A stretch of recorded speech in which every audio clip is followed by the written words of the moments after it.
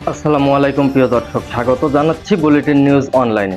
দর্শক, bulletin news Lalmonirhat অনুসন্ধানী দলের লালমনিরহাট জেলা থেকে সংগৃহীত আজকের লালমনিরহাট জেলার সর্বশেষ প্রধান আপডেট সংবাদটি আপনাদেরকে জানাতে বুলেটিন নিউজ লালমনিরহাট অনলাইনে আরো একবার সরাসরি সংযুক্ত হলাম আমি শেখ আনিসুল রহমান রাজীব আপনাদের সাথে। চলুন দেখে আসা যাক বুলেটিন নিউজ লালমনিরহাট অনলাইন অনুসন্ধানী নিউজ টিমের সংগৃহীত লালমনিরহাট জেলার আজকের সর্বশেষ আপডেট প্রধান সংবাদটি। লালমনিরহাট সীমান্তে বিএসএফ এর গুলিতে নিহত মুরুলির পরিবার দিশেহারা হয়ে পড়েছেন। লালমনিরহাটের কালীগঞ্জের মুরুলি চন্দ্র রায় নলকূপ বসানোর কাজ করতেন। নিজের কোনো জমি জমা নেই তার। এক ছেলে, 2 মেয়ে ও স্ত্রী নিয়ে ছিল তার ছোট্ট সংসার। শুক্রবার কালীগঞ্জের চন্দ্রপুরের বরিরহাট সীমান্তে বিএসএফ এর গুলিতে নিহত হয়েছেন। এ ঘটনায় মুরুলিকে হারিয়ে দিশেহারা হয়ে পড়েছেন তার পরিবার। তার বাড়িতে চলছে শোকের মাতম। মুরুলির মৃত্যুতে সংসার কিভাবে চলবে তা নিয়ে দুশ্চিন্তাও করছেন তার স্ত্রী। মুরলি চন্দ্র রায় কালীগঞ্জের চন্দ্রপুর ইউনিয়নের 6 নম্বর ওয়ার্ডের উত্তর বাংলাপাড়া গ্রামের সুশীল চন্দ্র রায়ের ছেলে। গত শুক্রবার গভীর রাতে চন্দ্রপুরের বুরিরহাট সীমান্তে ভারতীয় সীমান্তরক্ষী বাহিনী বিএসএফ এর গুলিতে নিহত হন তিনি।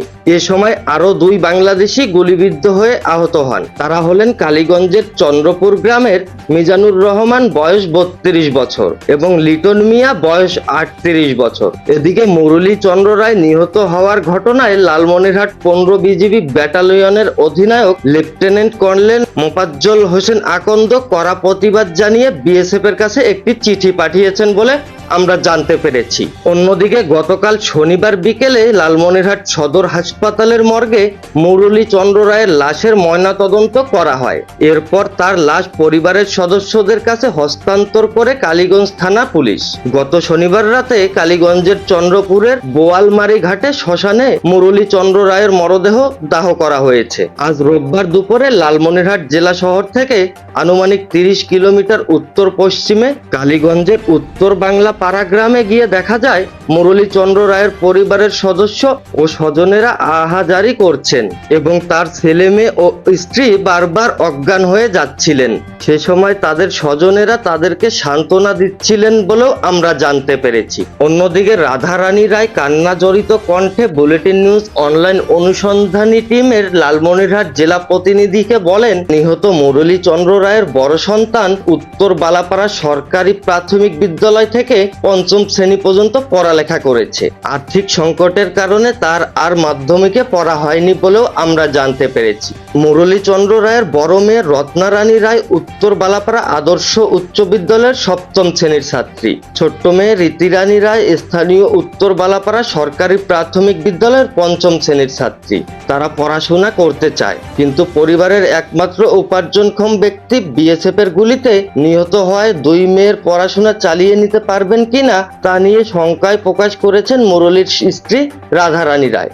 এদিকে কালীগঞ্জের চন্দ্রপুর ইউনিয়নের 6 নম্বর ওয়ার্ডের ইউপি সদস্য দীনবন্ধু রায় বলেন, খবর পেয়ে মুরলি চন্দ্র রায়ের পরিবারটির খোঁজ খবর নিয়েছি এবং পরবর্তীতে ইউপি চেয়ারম্যানের সঙ্গে কথা বলে পরিবারটিকে সাহায্য করার চেষ্টা করা হবে। এ বিষয়ে কালীগঞ্জ উপজেলা নির্বাহী অফিসার ইউএনও জহির ইমাম বুলেটিন নিউজ অনলাইন অনুসন্ধানী নিউজ টিমকে বলেন, নিহত মুরলি চন্দ্র রায়ের বড় ছেলে রতন অথবা তার স্ত্রী রাধারানী আর্থিক সহায়তার জন্য লিখিত আবেদন করলে তাদের আর্থিক সহায়তা দেওয়ার ব্যবস্থা করা হবে।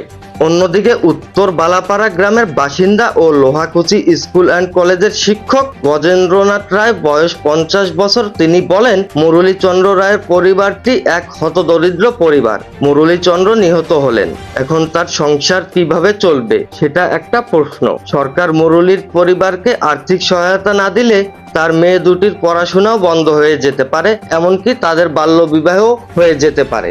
এই ছিল আজ বুলেটিন নিউজ লালমনিরহাট অনলাইন অনুসন্ধানী টিমের লালমনিরহাট জেলা থেকে সংগৃহীত সর্বশেষ আপডেট সংবাদ। বুলেটিন নিউজ অনলাইনের পরবর্তী সংবাদ দেখার আমন্ত্রণ জানিয়ে এখনকার মতো শেষ করছি। আবারও প্রতিদিনের মতো রাত 10টা 1 মিনিটে বুলেটিন নিউজ অনলাইনে সরাসরি সংযুক্ত হয়ে লালমনিরহাট জেলা থেকে বুলেটিন নিউজ অনলাইন অনুসন্ধানী টিমের সংগৃহীত সর্বশেষ প্রধান সংবাদটি আপনাদের জানাবো। ততক্ষণ পর্যন্ত ভালো থাকুন, সুস্থ থাকুন এবং সতর্ক থাকুন।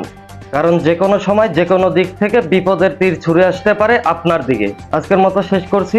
আসসালামু আলাইকুম, আল্লাহ হাফেজ।